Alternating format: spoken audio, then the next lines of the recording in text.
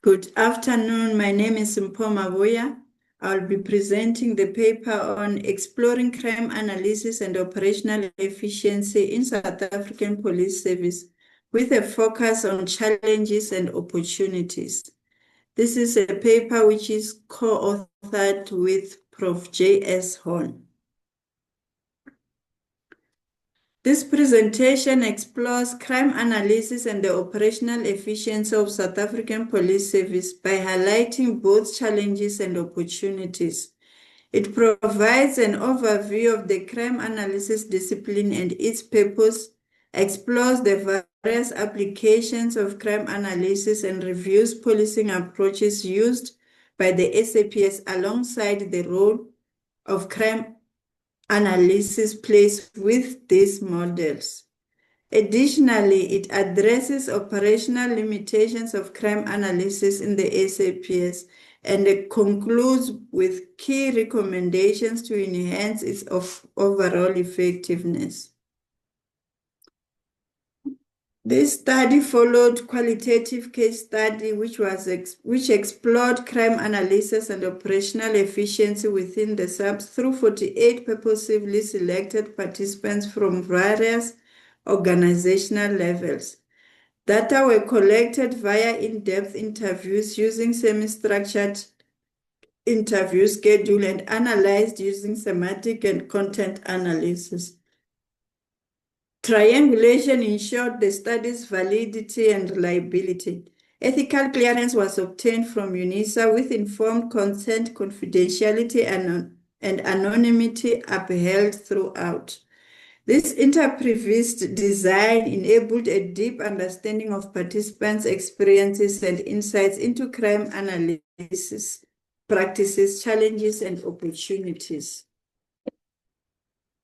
The evolution and purpose of crime analysis. Crime analysis has evolved from early detective practices in the 19th century to a recognized discipline supporting modern policing. Milestones such as the establishment of crime analysis units, problem-oriented policing, and the formation of IACA reflect its growing importance. Today, crime analysis integrates qualitative and quantitative data to identify patterns, allocate resources, and guide decision-making. It is important in supporting proactive intelligence-led strategies and improving police efficiency. Despite its historical roots, the impact of crime analysis is most visible where law enforcement agencies systematically incorporate analytical findings into operational and strategic practices for crime prevention and control. So, crime analysis started in the 19th centuries, and in the mid-20th, there was the establishment of a dedicated crime analysis in police departments, whereas in the present day, the integration of qualitative and quantitative data to identify patterns, allocate resources, and guide decision-making is evident.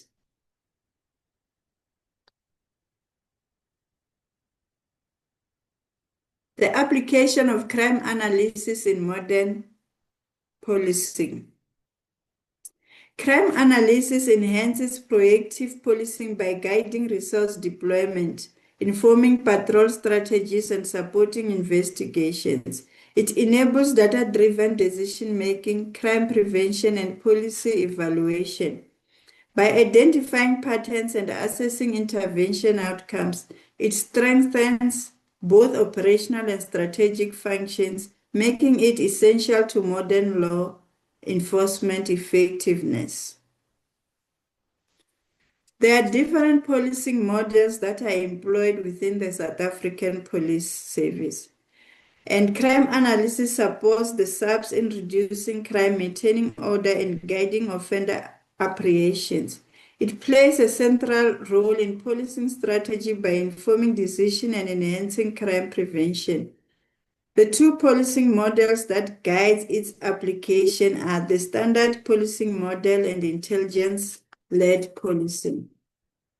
The standard policing model is a reactive approach, which focuses on responding to reported crimes, routine patrols, and incident-driven investigations.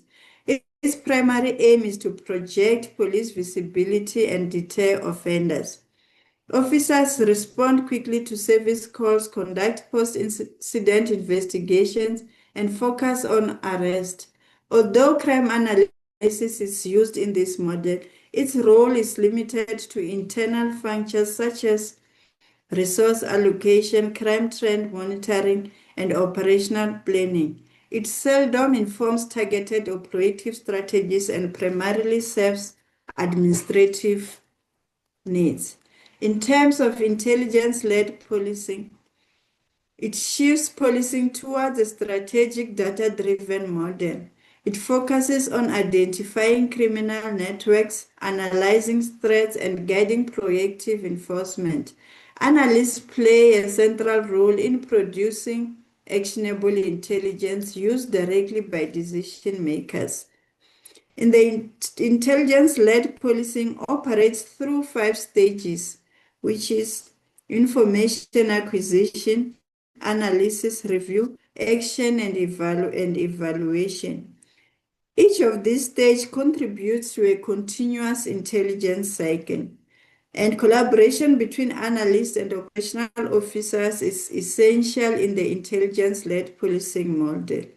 Crime analysis not only facilitates effective information flow within the organization, but it also supports coordination with other justice and security stakeholders. There's also hotspot policing, which targets areas with high crime rates through increased police visibility and focused interventions. It requires accurate, consistent crime data to pinpoint locations for targeted actions. Rather than displacing crime, this model can reduce overall crime, including in the surrounding areas. We also have the community-based policing, which is also practiced within the South African Police Service. Community-based policing is a proactive philosophy that emphasizes partnerships and problem solving to address the root causes of crime, social disorder, and fear in communities. It moves beyond the traditional policing model by encouraging trust and collaboration between the police and the public. Through community forums and local engagement, officers work alongside residents to identify and address priority concerns. Officers are often assigned to specific geographic areas to build lasting relationships and increase community confidence in law enforcement. This model promotes proactive policing by involving communities in setting priorities, participating in crime prevention, and shaping policing strategy. The community policing model also incorporates the SARA model. SARA is the abbreviation for Scanning, Analysis, Response, and Assessment Model, which is a problem-solving model to guide response to public safety and challenges.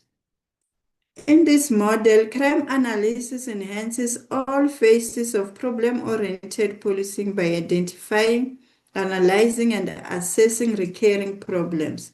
It enables evidence-based interventions that address root causes, making it an indispensable to sustainable crime prevention strategies. Now we're going to compare the crime analysis and the SARA model. The SARA model is a key component of both community policing and problem-oriented policing. It aligns closely with crime analysis process, which typically includes the 5 core stages, which is to collect data, collate, analyze, evaluate, and disseminate the information. These stages complement the SARA phases, which is the scanning, analysis, response, and assessment, and serve as a bridge between community-based policing and problem-solving practices. The successful implementation of SARA and community policing model depends on the timely use of reliable crime data. Departments must understand the role of analysts and ensure clear responsibilities are assigned to crime analysis units. Operational limitations of crime analysis in the SAPS. Despite the value of crime analysis, the SAPS faces several limitations. This includes the underuse of crime data by station commanders, limited integration of analysis into operations, and slow adoption of data-driven strategies. Additionally, agent calls often override strategic planning and career development of analysts is poorly defined.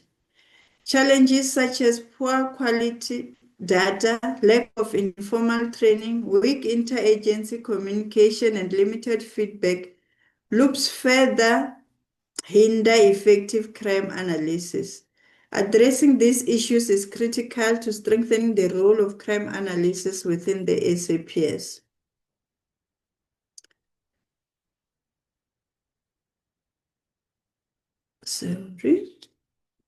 This study found that crime analysis is globally valued for guiding policing, but its use in the SAPS is inconsistent due to limited leadership support, training, and resources.